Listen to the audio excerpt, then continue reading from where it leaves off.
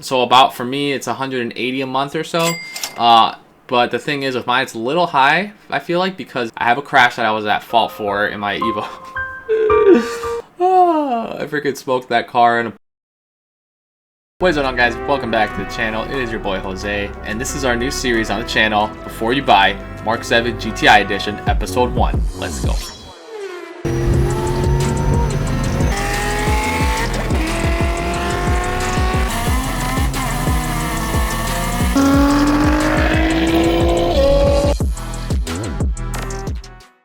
So as you heard, guys, we're starting a new series on the channel. I'm really excited because, you know what, it's been a little dry with the content and hasn't been getting to Mexico much, but I figured, you know what, we keep the content going for the car, and we figured, you know what, there's probably people who are looking to buy a GTI, MK7 GTI 2015 to 2021 GTI, and they have questions about it. You know, when I first was going into the market to buy a car, I was like, I had a Civic Si at the time, and I was wondering, trying to figure out what should I buy. GTI was like on my list, but I wasn't really sure why or what was all to be known about it. So I figured, you know what, I'm going to make a series. I'm going to make it a playlist. Somebody's out there that's looking to buy a GTI for whatever reason.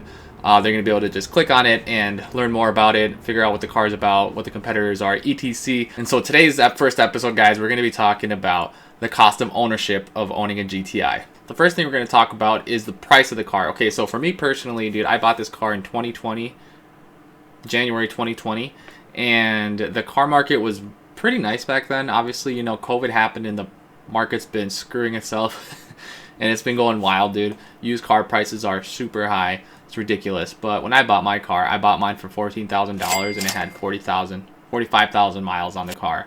And I saw it, and I was like, I gotta get it.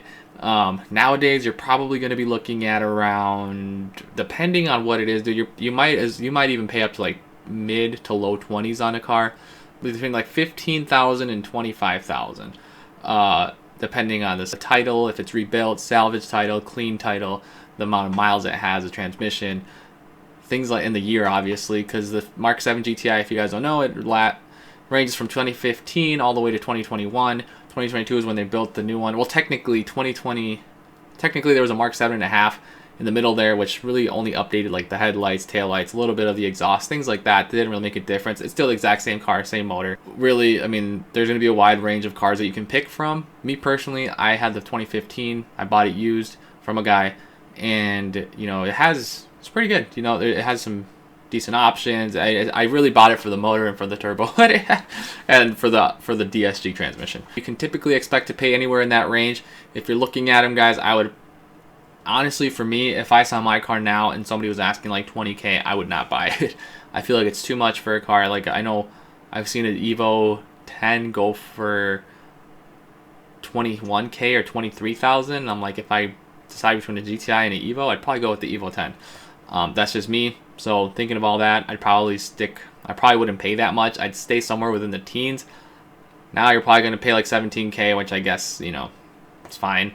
But that's just me. You guys keep looking around. Facebook Marketplace, Craigslist, freaking, I don't even know, Auto Trader. Do not buy from a dealer, guys. They're buying the car that's super high and they're just reselling them, probably even more. So I would stay away from there if you can.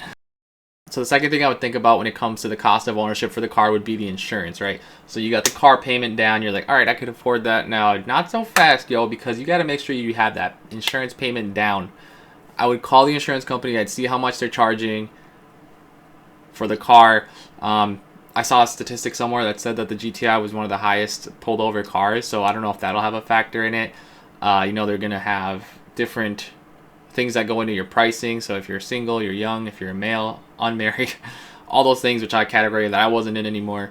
But I know when I was, my insurance rates were dumb high. If you have any tickets, if you have any crashes, any other insurance claims that you were found at fault for, things like that are going to affect your insurance. So you got to make sure you actually find out what it's going to be before you buy, bro. Like, that's something that I always encourage people, is I would make sure that you can afford the insurance and the car payment together, because a lot of times people just go in for the car payment. Yeah, I can afford $400 or $500 car payments, and then their insurance payment is like an extra $200, and now they're like paying $700 for a car, and then they're like, ugh. So just FYI, think about that before you go in and buy a car. This car is probably, I mean, so about, for me, it's 180 a month or so. But the thing is, with mine, it's a little high, I feel like, because I have a crash that I was at fault for in my Evo. I freaking smoked that car in a pole, bro. It was so dumb. It was a while ago, but yeah, I'll just right here, man. Just terrible times. I smoked it. I needed to fix it. The insurance paid like $10,000 to fix it, which I think, I don't even know, man. It was just a lot. It was crazy. It didn't bend the frame or anything, but I don't know. It just, I think it just cost that much somehow. They just, you know how shops are, bro. They just be charging up when they fix it for like cheap.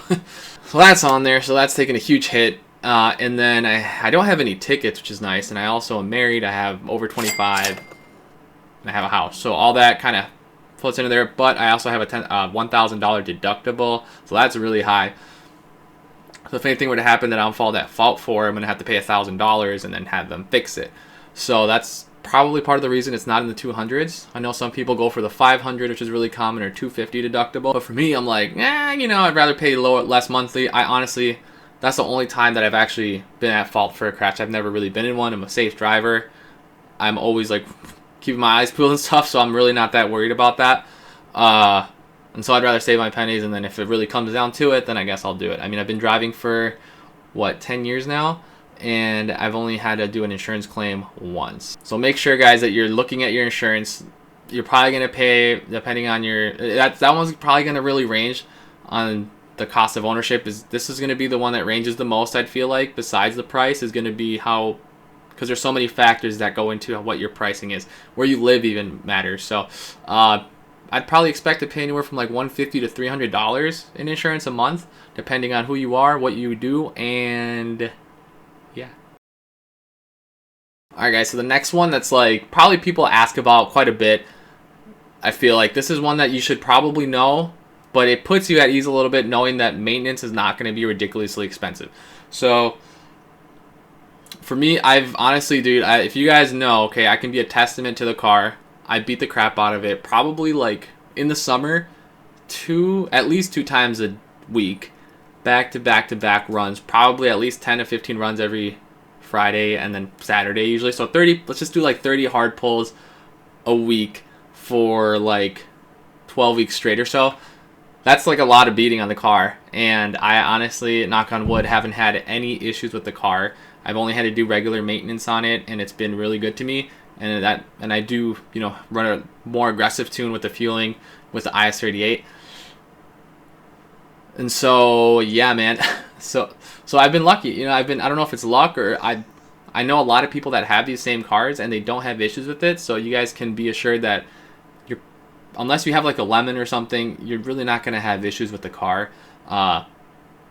In terms of maintenance, you're probably not going to have to pay much more than just a standard maintenance that you would have to do for any other car.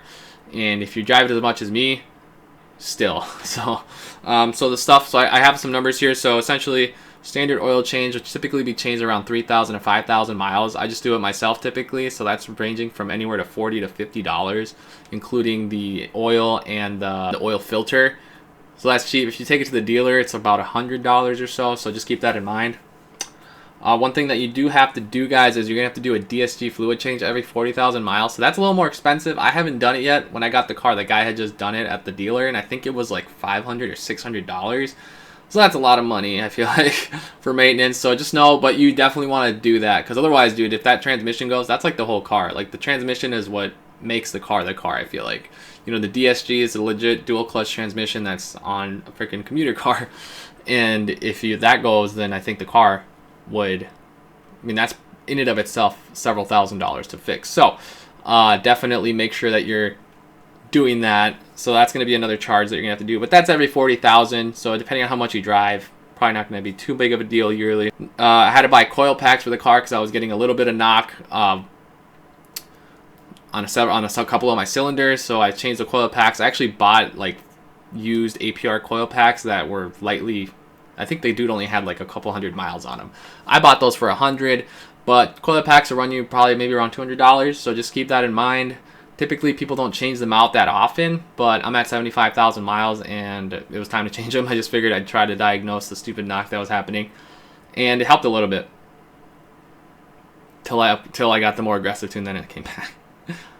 Another thing I made to buy was spark plugs. So I did have like a cylinder 4 misfire, and I could tell that the car was like, like it was kind of like starting to, when I'd idle, it kind of like misfire almost. And so then I was like, I probably got to change the spark plugs. I was driving and then it happened. The car went in limp mode. It wouldn't really go. So I was able to get home. And then, you know, I just changed the spark plugs out and they're fine. So typically, depending on your tune and what your tuner recommends, guys, you're going to get new spark plugs. Not a whole lot of money, maybe like $100 to, I don't know, $200 in spark plugs. But it's not crazy, so just note that you're probably gonna have to do that every so often. I've only had to change them once in the last 2 years and re-gap them, but aside from re-gapping them, you probably don't really have to do much with that unless you're having issues. Another thing that I did, guys, as far as maintenance was my brakes. So I got my brakes changed. I got new front brakes. Well, you know me, guys. I'd be going out there, I'd be brake boosting very hard, and the car takes a beating for the brakes, especially when you're doing that constantly. And I've had to change my brakes one time so far. I'm gonna have to change them again before the season starts this time, but I did have to get new front rotors, front brake pads. I got Stop Tech ones, and total was around $275, which I got a deal for. So just know that the brakes, you're gonna have to change them depending on how you drive. Okay, like I know I'm like an anomaly. I feel like some of you guys that are looking at this probably already have one, and you're like, I know, I brake boost too, but some of you might just wanting to get it for fun.